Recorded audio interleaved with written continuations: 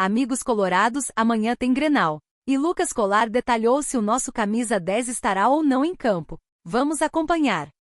Eu quero falar sobre Alan Patrick, o meia do Internacional, que é o grande mistério para o Clássico Grenal. Afinal, ele concentrou, desde que a delegação colorada saiu aqui de Alvorada e foi a Florianópolis na terça-feira, na véspera do jogo contra o Corinthians. Na própria quarta-feira, manhã do jogo, e ontem, quinta-feira, ele fez trabalhos no Orlando Scarpelli e também no CT do Avaí, onde o Inter treinou. Ele, Vitão e o Luca, 3 jogadores que não atuaram contra o Corinthians.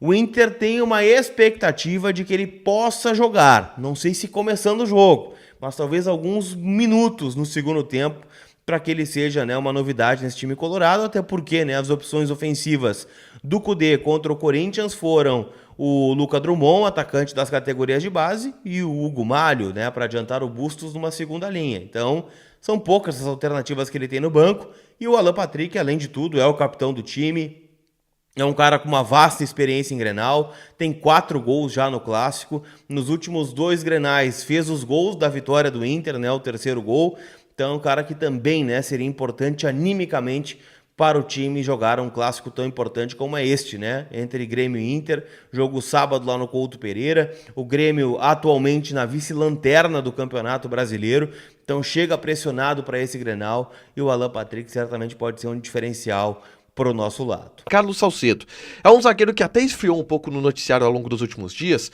mas não saiu do radar do Internacional, muito antes pelo contrário. Ele ainda é o ficha 1 para ser alvo de uma investida da direção a partir da iminente, neste momento, saída do zagueiro Vitão.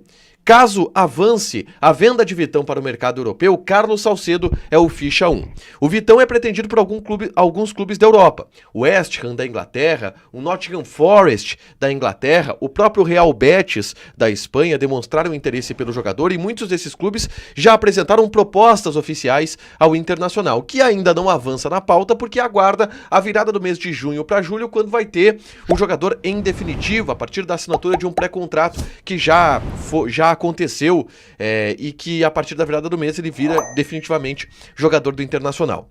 Quando o Inter começar a negociação para o Vitão, o Inter vai começar a olhar os nomes para a zaga, mas muitos deles já têm alguns avanços, como o Carlos Salcedo.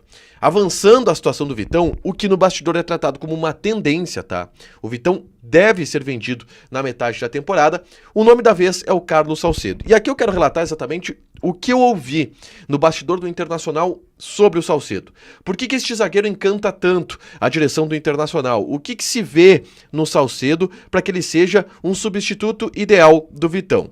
O primeiro ponto que eu apurei e ouvi de dirigentes colorados é que o Salcedo ele foi oferecido ao Internacional através de intermediários. O Inter vai precisar buscar zagueiros com a possibilidade da saída de Vitão, até com a possibilidade da saída do Robert Renan, que é uma que pode acontecer agora na metade da temporada, e todo mundo sabe que o Inter vai precisar de zagueiros. E aí alguns nomes foram oferecidos, entre eles, através de um intermediário, o nome do Carlos Salcedo, que vê com bons olhos a possibilidade de jogar no futebol brasileiro.